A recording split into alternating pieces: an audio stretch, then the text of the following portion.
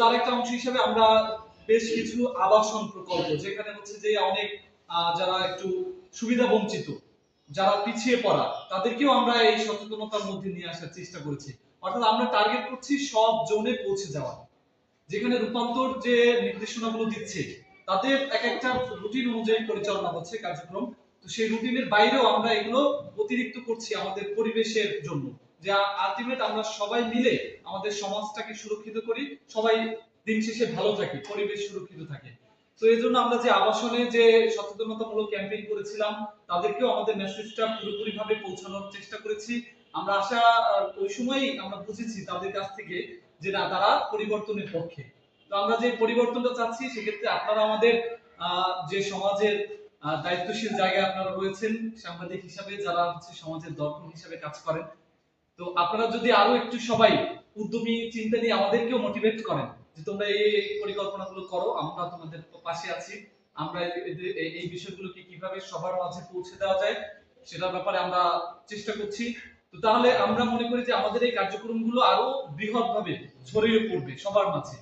যেহেতু আমরা একটা ছোট পরিসর নিয়ে কাজ করছি, আমাদের নেসারাবাদ উপজেলায় 31 সদস্য বিশিষ্ট টিম আছে, এরকম বান্দারিয়াতেও 31 সদস্য বিশিষ্ট টিম, মঠবাড়িয়াতে 3টা উপজেলাতে, এরকম এই রূপান্তরের 17টা উপজেলায়। তো অন্যান্য উপজেলায় যেভাবে এগিয়ে যাচ্ছে, আমরাও আমাদের এই পিরিজপুর জেলা 3টা উপজেলায় সমান তালেই আমরা আমাদের নিজেদের চেষ্টায় আপার নির্দেশনা অনুযায়ী এগিয়ে যাচ্ছি। যেমন আমরা একটা, যদি এটা বলি যে খুলনা বিভাগীয় একটা প্রোগ্রাম ছিল আমাদের 17টি উপজেলাকে নিয়ে, যেটা হচ্ছে বিভাগীয় প্রোগ্রাম, যেখানে আমাদের পরিবেশ উপদেষ্টা সৈয়দ রিজওয়ানা ওনার প্রধান অতিথি হিসেবে থাকার কথা ছিল, কিন্তু উনি কর্মব্যস্ততা না থাকতে পারার কারণে বাংলাদেশের প্রধান বন সংরক্ষক জনাব আমির হোসেন চৌধুরী উনি উপস্থিত ছিলেন। তো এটা ফুল ডে প্রোগ্রাম ছিল খুলনা জেলা শিল্পকলা একাডেমিতে।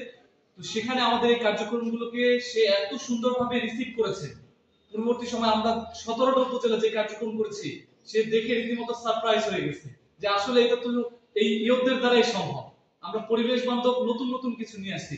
তো সেখানে এটা আমরা আমাদের নেসারাবাদ উপজেলার একটা বিশেষ কৃতিত্বের কথা আপনাদেরকে বলতে চাই। তো এই 17টা উপজেলার মধ্যে আমরা নেসারাবাদ উপজেলা সেখানে চ্যাম্পিয়ন হওয়ার গৌরব অর্জন করেছি আমাদের কার্যক্রম। তো তার কাছ থেকে আমরা ক্রেস্ট উপহার পেয়েছি। তো এটাই আর কি, যে আমরা চেষ্টা চালিয়ে যাচ্ছি। তো আমরা সমাজের বিভিন্ন দায়িত্বশীল ব্যক্তিবর্গ যারা রয়েছেন, যে অংশে প্রতিনিধিত্ব করছেন, সকলের সহযোগিতা চাই। সেক্ষেত্রে আপনাদের সাংবাদিক সমাজ যারা রয়েছেন, আপনাদের সহযোগিতা সবসময় আমাদের পাশে থাকবে বলে আমরা আশা করি, বিশ্বাস করি। সেভাবে আপনাদেরকে নিয়ে আমরা আমাদের বাকি পত্রগুলো চলছে। ধন্যবাদ।